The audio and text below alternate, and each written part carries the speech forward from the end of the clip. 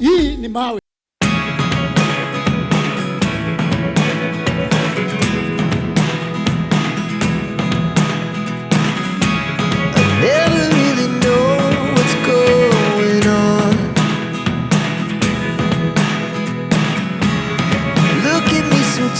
How did you know it was over? Did she tell you? Did you see it online? How did that happen? Where did you meet this lady? How did it start? Did meet Nairobi tu hapa Nairobi.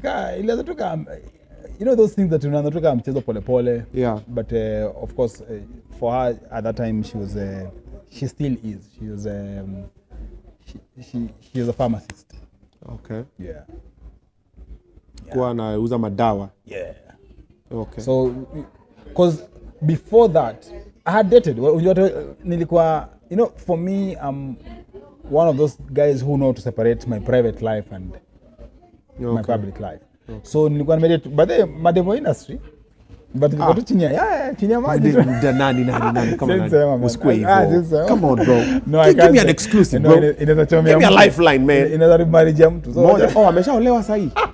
Guy. Bro. Usiseme hivyo juu ya size 8. No. Nilileta madem kama wawili ama watatu wa industry. Jamaa chini ya maji tu. Yeah. For real? Yeah. But chini ya maji. Tuambie ule mwenye hajaolewa size at least. Bro, hatuwezi ongea tu zingine. Yes, you must protect. Lazima. Because unajua ilikuwa very private na pia walikuwa okay with the privacy na pia mimi nilikuwa okay with muko tu industry pamoja. Yeah, but munapiga lakini muko no one knows because I'm that private. Me I can naweza hata sasa inaweza kwa lakini you never know. Kuna mtu. You never know. Sasa mimi naweza kaiwa but for her it was different because at that time nilikuwa decide now I want to get married and this is what I want to do because the other previous ones ilikuwa more of we just dating. We haven't sat down and decided now it's about marriage and everything. Okay. Yeah. But it was more of course everyone dates with the expectation that you want to get married. But for her it was different because I think at that time pia nilikuwa nimefeel kama I want to look for someone different from the industry. That is why I wanted to ask you why go for someone outside and I was like I think I've dated enough guys from the industry so I just want to look. Kwani body count ya industry ni ngapi? Wewe unasema I think I've dated enough guys in the industry. But I had that one. Wana watch say wanajua inasema. So okay. Papa for Lolo. No, I dated some few chicks in the industry. Like 10. No, 10 ni wengi. Kwani una okay 9 bas. Hapana. But mimi ni wala tu unakunga serious in a relationship. So si kwa hiyo time mingi ya kudate out 9 because mimi ni wale I'll do a long haul like 3 years, 2 years. You understand? Okay. Yeah. So ukasema place umeenda kwake hivyo tu umeacha nguo 2 3 amemove hivyo pole and then so you guys were living together at some point? Ali move in? Yeah. Ama ni wewe uli move in? We're living together. Because at that time nilikuwa na hao hapo Buru. Yeah. Nilikuwa na hao hapo Buru. So I was doing really well in the industry at that time. Yeah, I was doing really well in the industry. Ka move in, life ikaendelea. Ni zile vitu zenye mwezi kaa chini mnasema this is going to happen but ina happen. It happens too by itself. Ina build up yenyewe tu. Ina build up yenyewe. Na ina take form. Ina take shape. What do you think went wrong though? Ama do you believe something went wrong? No, I believe, of course, you see, I'm a man. I must own up to everything that happens in your life. Yeah. Because you always say there are things which your son will watch one day and they'll be like, Dad, what really happened? Yeah. So I always feel like everything went wrong when both of you, maybe you reached a point you are not working towards to make things become better. Unajua kuna ile kuzoeana na mnasonga na maisha and all that. And I believe marriage has so many elements. Right now nikioa tena. Utamchunga na risasi. Hata si kuchunga na risasi. In fact right now I think I'll be more lenient. Yeah. Yeah. Because I believe marriage is kuchungana.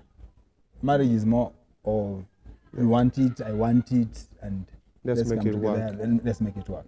So it's just more of both efforts from both parties. Yeah. Yeah, is what makes marriage because me and paka leo marriage is a beautiful thing. I can't complain about marriage. Yeah, I can't complain about marriage because I can't say my marriage was bad. I can't say my marriage was bad. I can't say that.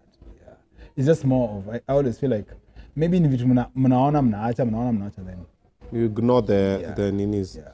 So how did you know it was over? Did she tell you? Did you see it online? How did that happen? For me, I believe it was over before hata watu kujua online. But kama watu wanajua kujua online, mimi naona watu wanaandika stories zingine na sikia tu kucheka na nyamaza tu. But I always feel like by the time wasema kujua online, mimi nilikuwa nishajua. You see, as a man, one thing that most people don't understand is so many men can keep quiet about some stuff.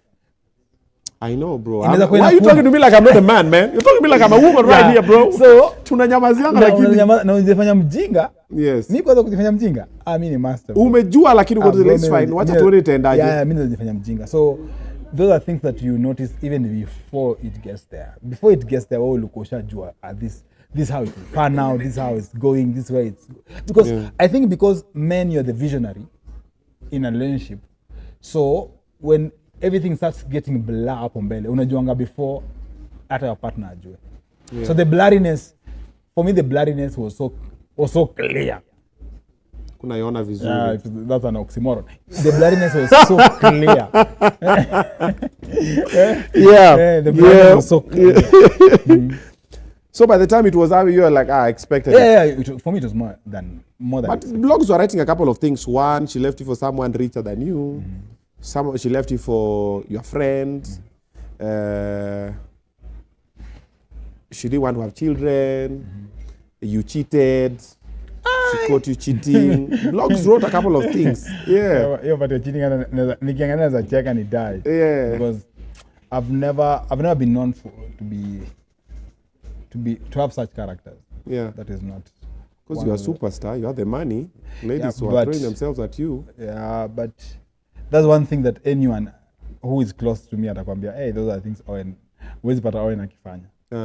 You are one woman, one man. Senye niko hapo bro. Okay. Senye niko hapo. Also there were stories that it really broke you. Yeah. And that's where people nilikuwa nasoma zingine what people are getting it wrong. You see, when something breaks you, it depends with the magnitude of the issue. Because for me, I think what really broke me was the kids.